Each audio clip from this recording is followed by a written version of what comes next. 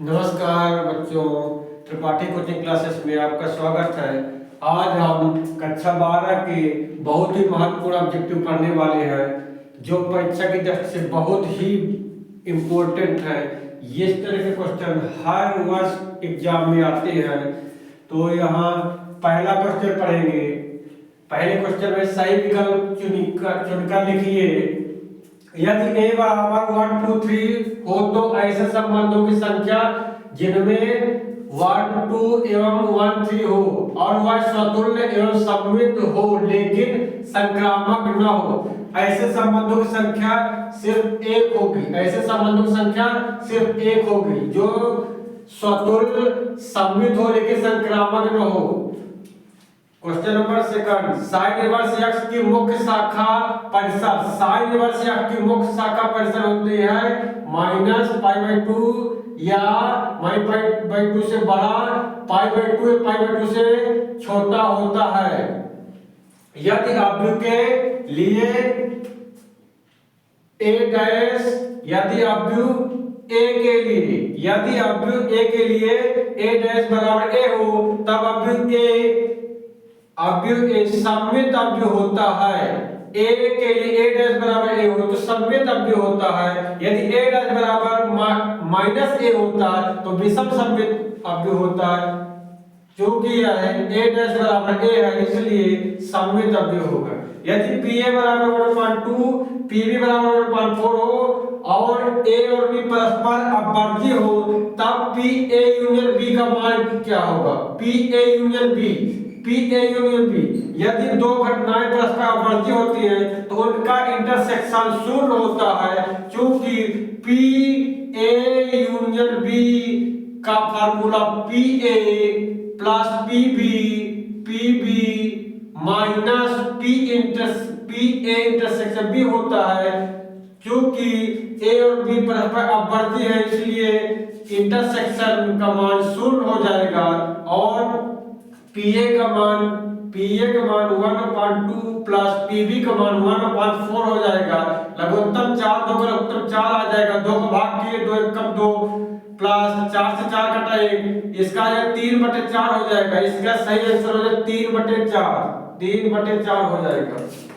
इसी तरह question number 5 देखते हैं। यदि a पंक्ति अवयव है तो a डैश मतलब a का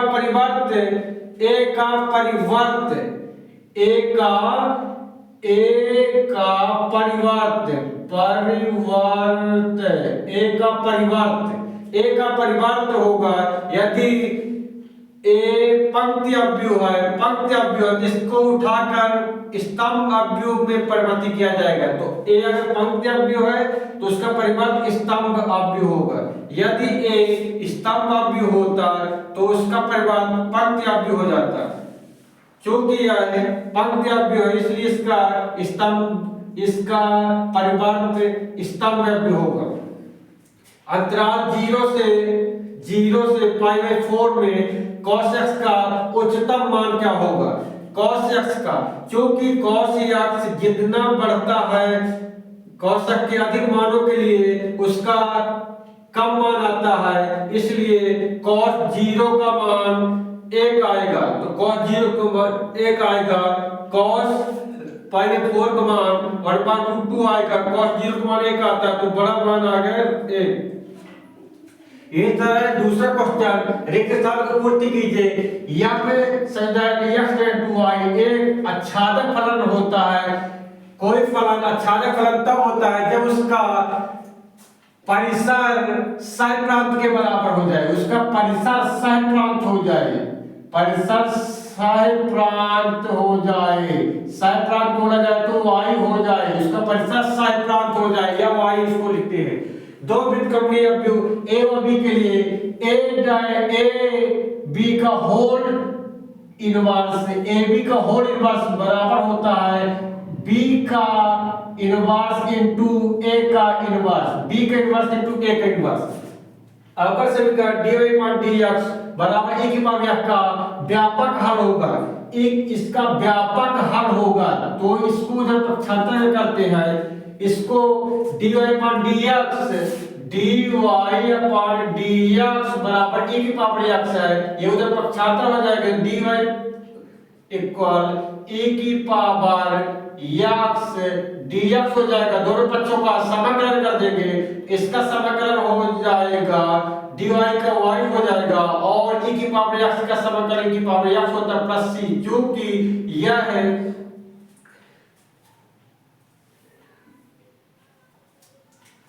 इसका आंसर हो जाएगा। इसका व्यापक हल हो जाएगा। इसका व्यापक हल क्या हो जाएगा? y बराबर e की पावर x प्लस c हो जाएगा। यदि सदिश a 2i प्लस 3j की दिशा में मात्रक सदिश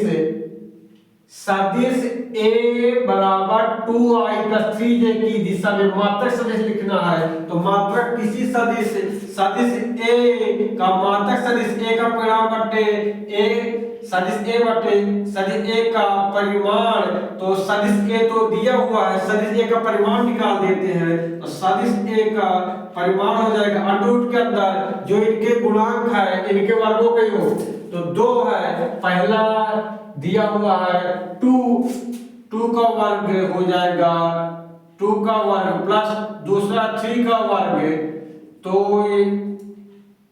सदिश a का परिमाण 2 का वर्ग 4 और 3 का वर्ग 9 हो जाएगा बराबर √13, तो इसका मात्रक सदिश हो जाएगा 2i प्लस 3j, इसका मात्रक सदिश हो जाएगा 2 upon √13i plus 3 upon √13j।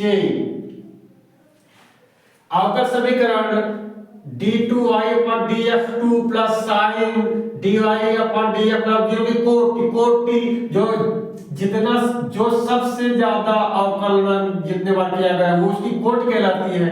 यहाँ 2 बार अवकलन किया गया है, यहाँ 1 बार किया गया, तो इसकी कोटि हो जाएगी 2 कोटि हो जाएगी।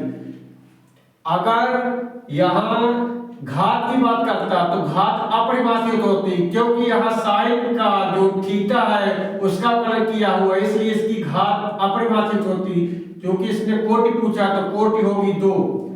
cos 2x का अवकल गुणांक cos 2x का अवकलन होता है माइनस साइन 2x और 2x का हो जाएगा 2, तो यहाँ हो जाएगा -2 साइन 2x हो जाएगा। यहाँ एक शब्द उत्तर लिखना है, 3 sin 1/2 का मान लिखिए, 3 into sin 1, साइन कितने का मान 1/2 होता है? साइन 30 का मान होता है, 30 मतलब π/6, साइन π/6 का π/6, 3 एकम 3 3 6, इसका आंसर आ जाएगा π/2, इसका आंसर आ जाएगा π/2।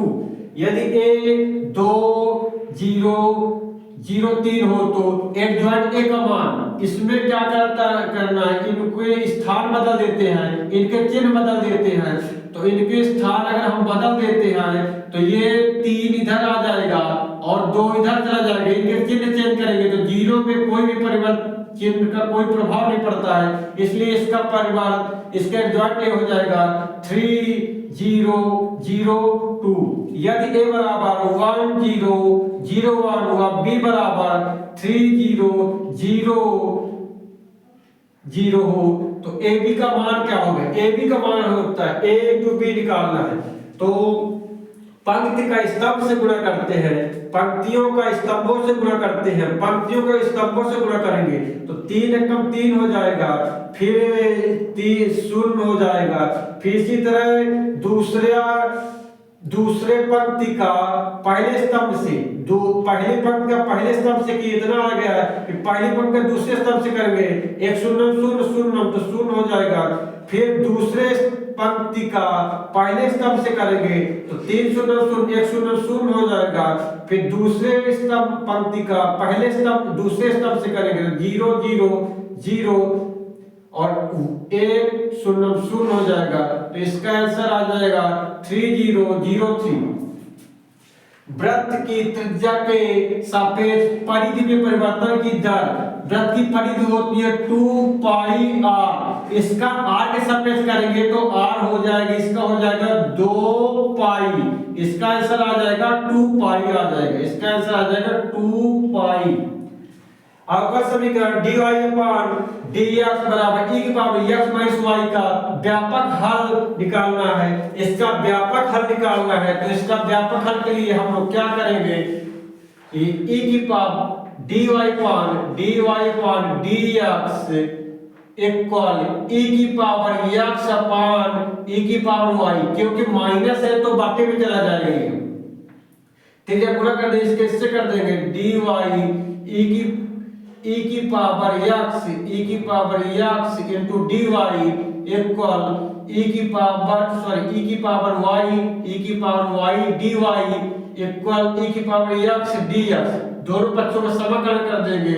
e की पावर y का e की पावर y बराबर e की पावर x का e की पावर x प्लस c, इसको इधर पक्षांतर कर देंगे तो e की पावर x माइनस इधर हो जाएगा e की पावर y माइनस e की पावर x बराबर c हो जाएगा, इसका आंसर आ जाएगा e की पावर y माइनस e की power x plus c, e की पावर y माइनस e की पावर x बराबर c हो जाएगा इसका आंसर। यदि a बराबर i minus 2j plus 3k व b बराबर 3i minus 2j plus k हो तो a डॉट b का मान ज्ञात कीजिए, a डॉट b। तो इसमें क्या होता है, i का i से j का j से k का k से गुणा करते हैं, तो यदि i का j से i का k से करेंगे तो शून्य हो जाएगी, इसलिए हम समान राशियों का गुणा करेंगे। 1 का 3 से करेंगे 3 आ जाएगा, माइनस 2 का माइनस 2 करेंगे प्लस 4 आ जाएगा, प्लस 3 का प्लस 1 से करेंगे तो प्लस 3 का 3 आ जाएगा, 3 3 6 4 10, इसका आंसर आ जाएगा 10 आ जाएगा। ये बहुत ही महत्वपूर्ण परीक्षा की दृष्टि से